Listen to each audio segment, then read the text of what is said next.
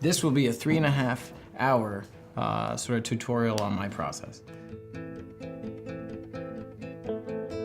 That's where I start. Taking an idea, whether it's fiction or nonfiction, and figuring out why.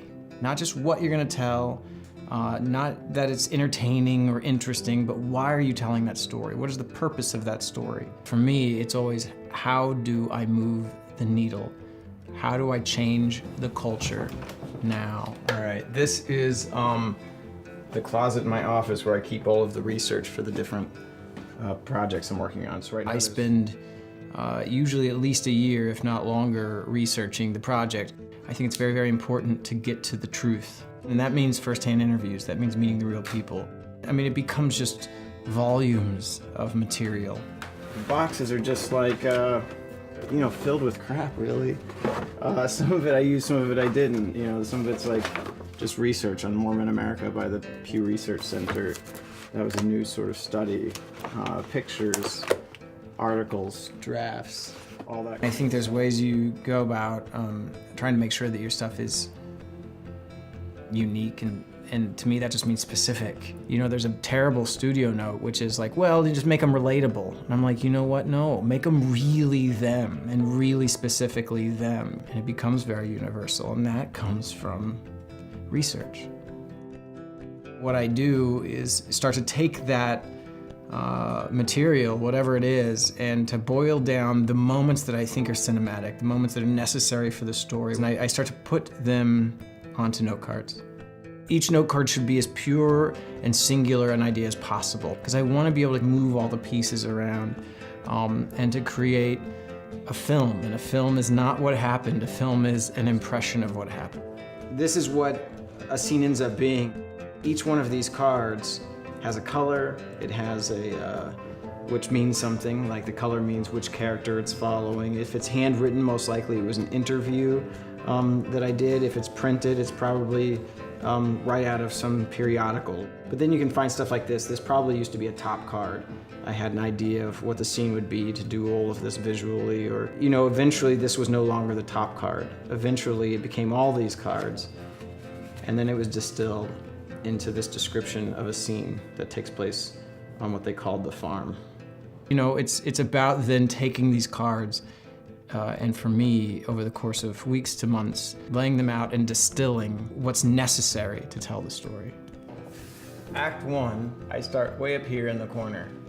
And if I can't get to the end of the movie by that corner, it's time to start cutting.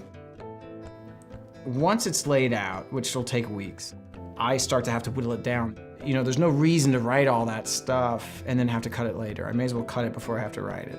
It's painful because you've done so much work to gather all of these interviews and this information, and 90% of it is gone. 90% of it you'll never use. These are the land of lost scenes.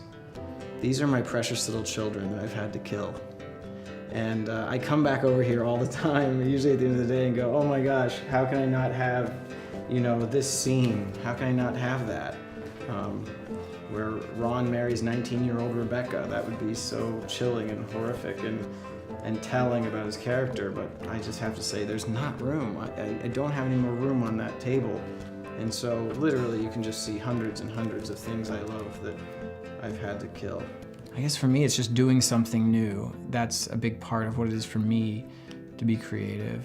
I think it's not just creating something new and original, it's like actually finding a way to do something new and original that works. I think sometimes artists think, you know, well, it's all been done, and I hear that all the time, like every story's been told and every character's been drawn, and it's like, well, that's bull. It's not true.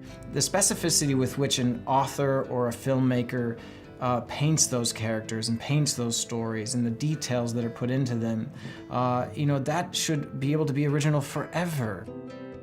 Once I get the cards in a place where, you know, the scenes are laid out in some order that starts to make sense, I just wake up in the morning, walk into the kitchen, and watch my movie. And that means just reading every card and visualizing each scene. And if I get bored, or if I get stuck, or if I find something that's not logical or is repetitive, I stop and I fix it. and then I start over again. I just keep doing that day after day, week after week, until I literally can get through the movie a few times. I'm not bored, and at that point, I call it an outline. Now I say, okay, this is done, I've read it, it feels like a movie, and I'm gonna put it in the box. And I'm gonna put it in the box in this order, and this is the order that I'm gonna write it in my first draft. Over the next number of weeks, I start writing. What I've been seeing the scenes in my head for so long at this point that it's almost like just regurgitation, like I'm just getting it out. And I call it my vomit draft. I write the first 10 pages in a way that's very readable and something that I wouldn't be too ashamed of someone reading. And then the next 90 to 120, whatever it might be, I just spill it all out. And I allow myself to make mistakes and to improv and to play.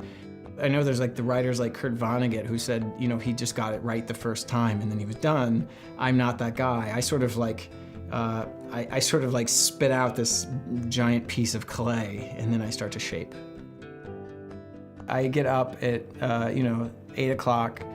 I am in here writing by 8:30 or 9. I take maybe a break for lunch, a break to go, sweat it out at the gym, and then I'm in here until about 1 o'clock in the morning. And that's 6 to 7 days a week. I love and hate what I do. It's like an addiction. I want to solve the problems. I want to make it work. If someone believes that the world's good as is, this is it. We've reached the pinnacle of human existence. Then you know what? Don't write. Get out of the business. Go lounge somewhere. I write because I don't think we're done. And I think that we make progress by telling our personal stories. The personal story can change the world.